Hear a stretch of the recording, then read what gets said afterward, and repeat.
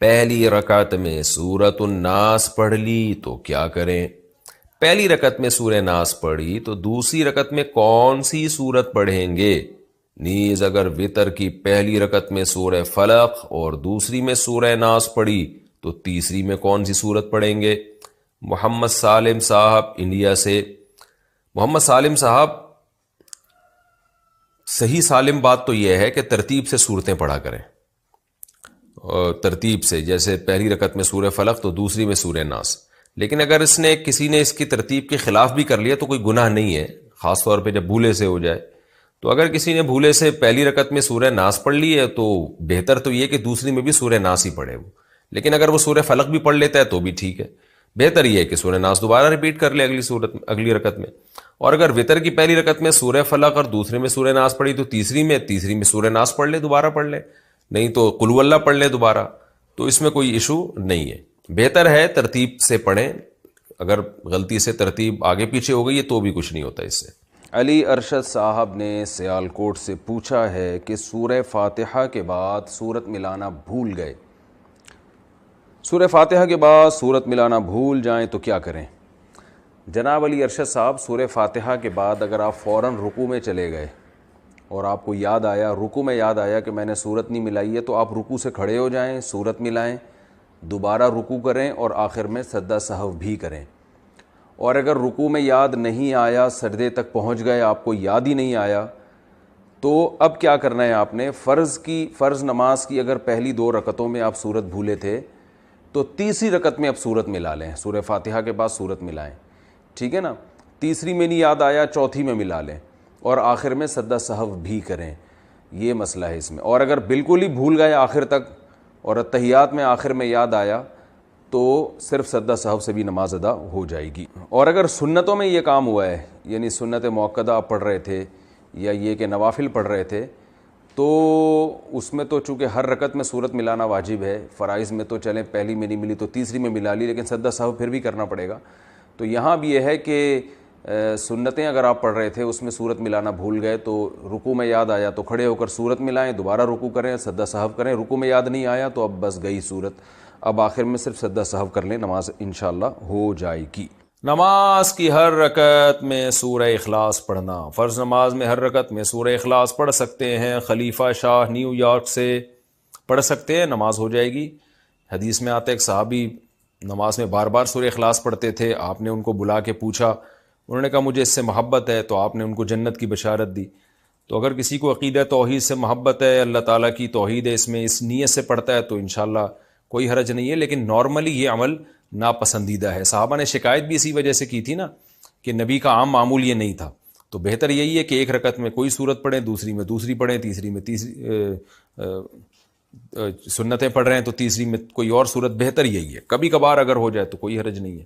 نماز میں سورتیں پڑھنے کی کیا ترتیب ہے؟ نماز میں سورت پڑھنے کی ترتیب بتا دیں، کس ترتیب سے سورتیں پڑھنی چاہیے؟ اہلیہ ساجد انڈیا سے۔ دیکھیں، نماز میں صورتیں اسی ترتیب سے پڑھنی چاہیے جس ترتیب سے قرآن مجید میں لکھی ہوئی ہیں۔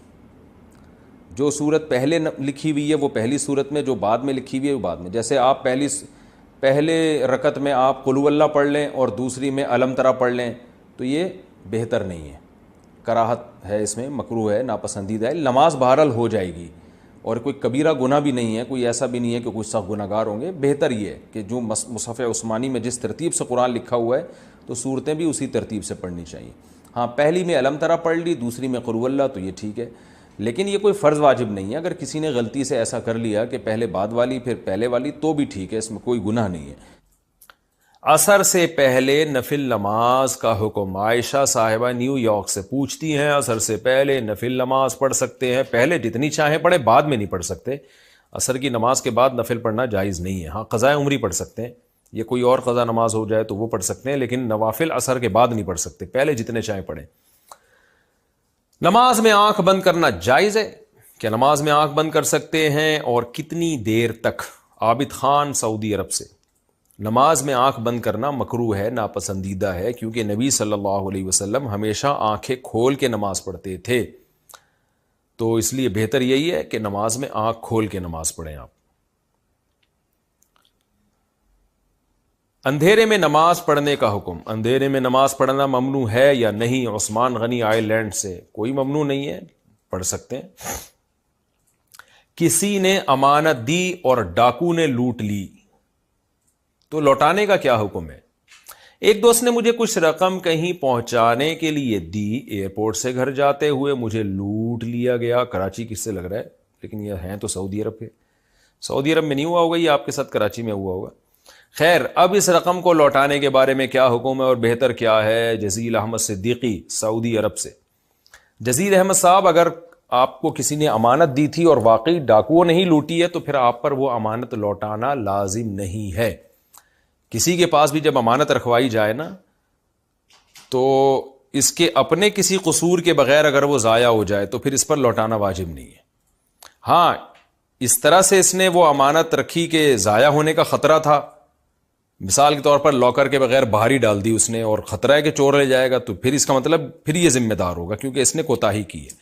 اس نے اگر اپنی طرف سے کوتاہی نہیں کی اور ڈاکوؤں نے لوٹ لیے تو پھر اس پر لوٹانا لازم نہیں ہے۔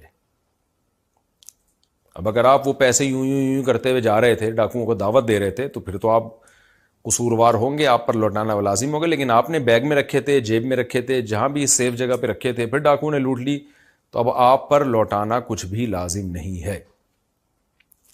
راستے میں چلتے ہوئے درود پڑھنا کیا منع ہے؟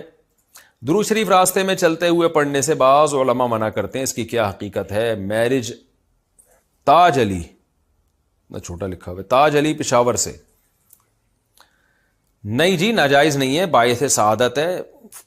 چلتے ہوئے ادھر ادھر کی باتیں کرنے سے بہتر نہیں ہے کہ آپ درود شریف پڑھ لیں، تو بالکل جائز ہے، پورا ثواب ملے گا انشاءاللہ۔ ٹوپی کی جگہ کیپ لگا سکتے ہیں، اگر کبھی کبھی کوئی ٹوپی کے بدلے کیپ لگا لے تو کیا اس سے سنت ادا ہو جائے گی؟ عادل صاحب کشمیر سے۔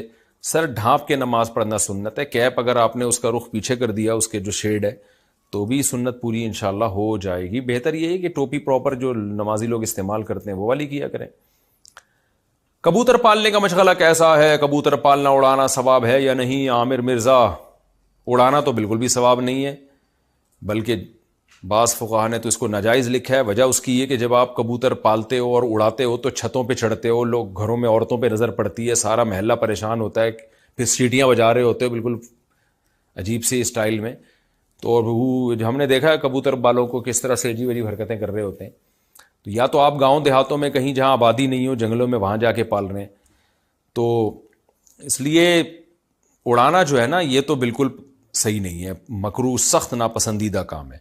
چھتوں پہ چڑھنا پڑتا ہے، اس کے لیے بے پردگی کا خطرہ، بد نظری کا خطرہ ہوتا ہے، اور وقار کے بھی خلاف ہے انسان کے۔ باقی اگر گھر میں ویسی پالے ہوئے ہیں، چھتوں پہ سیٹیاں بجا کے اڑاتا نہیں ہے، تو وہ ایک جانور ہے، حلال جانور ہے، پال سکتے ہیں، ثواب تو نہیں ہے لیکن جائز ہے۔ بعض لوگوں کا تو بزنس ہے، تو بزنس کی نیت سے تو بہرحال جائز ہے پالنا، اور بزنس تو کسی اگر نیت اچھی ہو تو بزنس میں ثواب بھی ملے گا۔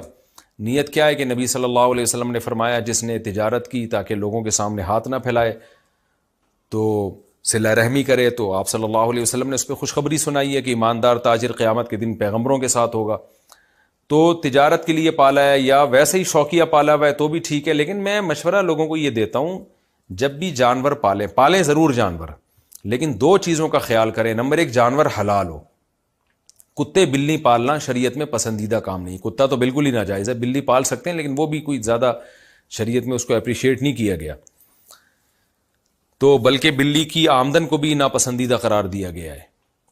تو پہلا کام تو یہ کہ حلال جانور پالیں۔ دوسرا، وہ جانور جس کا قوم کو اور آپ کو فائدہ ہو۔ مرغی ہے، انڈے دیتی ہے، کل اس کو ذبح کر کے کھا بھی سکتے ہیں۔ بکری ہے، بچے دے گی، دودھ دے گی، نسل بڑھے گی، گوشت سستا ہوگا بکرے کا۔ تو اس طرح کی چیزیں پالیں جس سے آپ کو بھی فائدہ ہو اور قوم کو بھی فائدہ ہو۔ تو باقی جائز ناجائز کی بات نہیں کر رہا، کوئی بھی حلال جانور پالے جائز ہے، لیکن بہتر یہی ثواب ان جانوروں میں ملے گا جن کا قوم کو فائدہ ہے، ان جانوروں کو پالنے میں آپ کو ثواب ملے گا۔